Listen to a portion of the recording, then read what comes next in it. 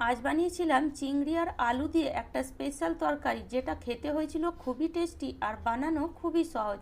তো প্রথমেই চিংড়ি মাছের মধ্যে নুন, হলুদ আর সামান্য একটু লঙ্কার গুঁড়ো দিয়ে ভালো করে মিশিয়ে আধ ঘন্টা মতন রেখে দিয়েছিলাম।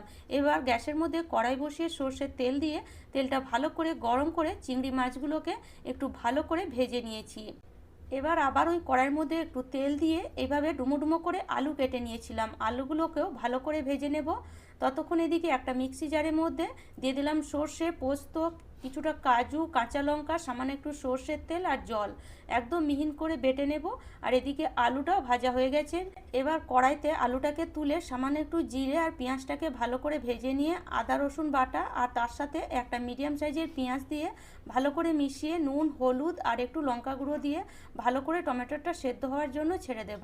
টমেটোটা ভালো মতন সেদ্ধ হয়ে গেছে। এবার এখানে যে মশলাটা বেটে রেখেছিলাম সেই মশলাটা দিয়ে সামান্য একটু জল দিয়ে দেব।